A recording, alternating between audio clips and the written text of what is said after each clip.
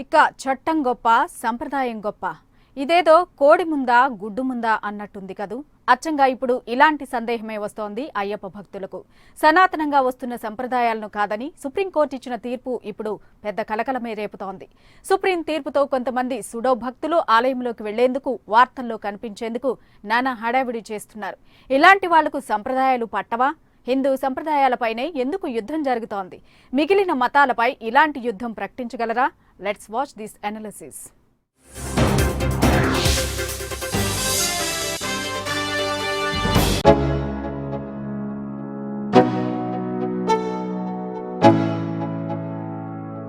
Let's go. Yeah. I'm like an addict, do I gotta have it. I ain't even playing, got a really bad habit. If it moves, gotta grab it, fuse like a magnet. Lose, won't have it till I'm doomed in a casket. I ain't playing, got a weird mind. If you work 8 hours, I'ma work 9. If the shit tastes sour, you should taste mine. I'ma stay in power for a long time. Get up, nah I ain't a quitter. Toss me the ball, I'm a really big hitter. Big picture, I'm a straight killer. Rising the song to the highest bidder. Got juice, got gas, I'ma move fast. New shoes, new tracks, like who's that? I'm new, come back, better than last. Yeah, it's a new me, never gonna look back. Never gonna look back. Cause damn, I was built to last. You move slow and I move fast, and that's facts. Only I can make a change. Slowly take a step today.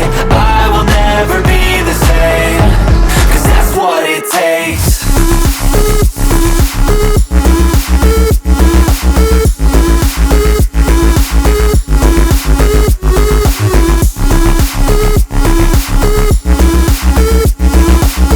శతాబ్దాలుగా శబరిమల ఆలయంలోకి మహిళల ప్రవేశం నిషిద్ధం. కేవలం పిల్లలు, ముదుసలి మహిళలకు మాత్రమే ఆ అవకాశం ఉంది. ఇందుకు అనేక కారణాలున్నాయి. అయితే ఆ ఒక్క కారణంతో మహిళలను ఆలయంలోకి ప్రవేశించకుండా అడ్డుకోవడం సమానత్వాన్ని శంకించడమేనంటూ సుప్రీం తీర్పు చెప్పింది. దీంతో మహిళలంతా ఆలయం తెరవగానే లోనికి వెళ్లేందుకు ఉత్సాహంగా పెద్ద ఎత్తున తరలి వస్తున్నారు.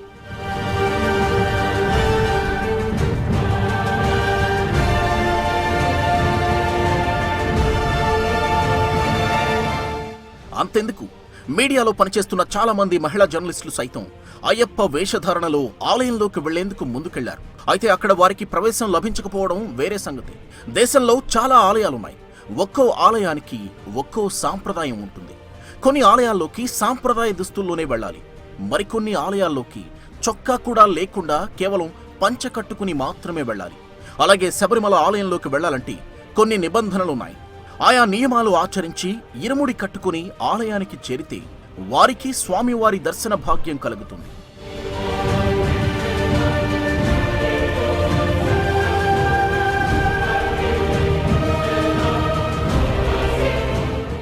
ఇప్పుడు కొంతమంది సూడో భక్తులు సుప్రీంకోర్టు తీర్పును చేతబట్టుకుని ఆలయంలోకి వెళ్లేందుకు ముందుకు దూసుకెళ్తున్నారు.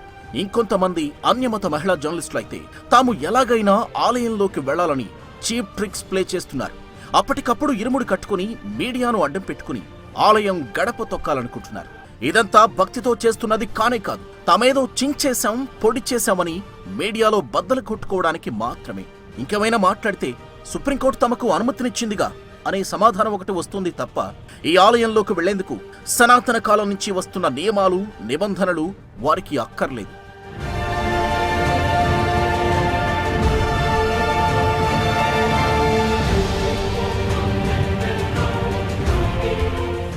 అంతెందుకు, మసీదుల్లోకి ఎవరైనా చెప్పులేసుకుని వెళ్ళగలరా?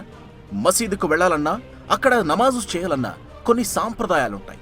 వాటిని గౌరవించాల్సిందే, పాటించాల్సిందే. అంతేకాని వాటికి భిన్నంగా నడుచుకుంటామంటే కుదరదు. ఇంకొంచెం లోపలికి వెళ్లి మాట్లాడుకుందాం. మహిళలు ఋతుస్రావంలో ఉన్నప్పుడు ఎలాంటి పూజలు చేయరు. ఇంట్లో కూడా వారికి ఇప్పటికీ చాలా రిస్ట్రిక్షన్స్ ఉంటాయి. ఇంట్లో ఉండే పెద్దలే వారికి ఆ పని చేయొద్దు, ఈ పని చేయొద్దు అంటూ అడ్డు చెప్తుంటారు. మన ఇంట్లో ఉండే బామ్మకో, జేజమ్మకో అడ్డు చెప్పి ఈ పని నేను చేసి తీరుతా అనే సాహసం ఎవరైనా చేయగలరా? ఇంట్లోనేమో అలాంటి పద్ధతులను పాటిస్తూ బయటకొచ్చేసరికి వాటినెందుకు వదిలేస్తున్నారు? అలాగని ఋతుస్రావం పేరుతో మహిళలపై ఆంక్షలను సమర్థించడం లేదు.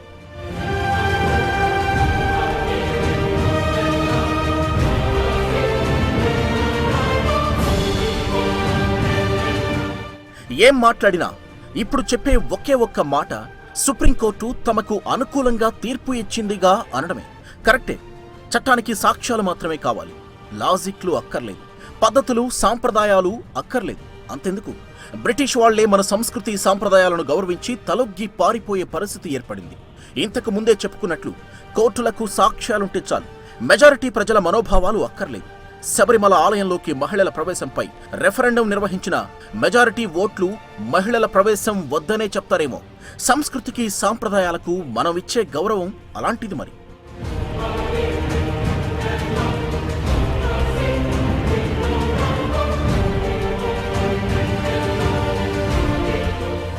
ఇస్లాం, క్రైస్తవ మతం విషయంలో ఇలాంటి పెడధోరణులు అవలంబించేందుకు ఎవరైనా ముందుకొస్తున్నారా? ఎవరైనా జర్నలిస్టులు ఇంతే చొరవగా మసీదుల్లోకో చర్చిల్లోకో వెళ్లి రిపోర్టింగ్ చేసే సాహసం చేస్తారా? ఎందుకు వీళ్ళకింత కసి? ఇక కొంతమంది రాజకీయ నేతల తీరు కూడా ఇలాగే ఉంటోంది.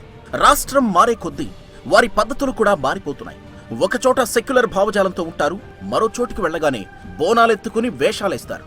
ఒక్కో చోట ఒక్కో ధోరణి. ఇదేనా పద్ధతి?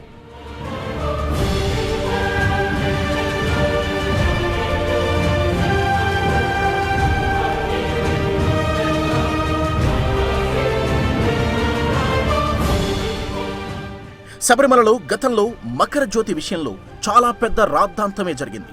అది మహిమ కాదు, కేవలం కల్పితం అనే విషయం నిర్ధారణ అయింది. అయినా ఇప్పటికీ ఆ జ్యోతి దర్శనంపై ఏమాత్రం మమకారం తగ్గలేదు. జ్యోతిని దర్శించుకునేందుకు భక్తులు పెద్ద ఎత్తున తరలి వెళుతూనే ఉన్నారు. అది వారికున్న నమ్మకం. అలాంటి నమ్మకాలపై చట్టాలను రుద్దే హక్కు ఎవరిచ్చారు? అది కూడా ఒక్క హిందూ మతంపైనే.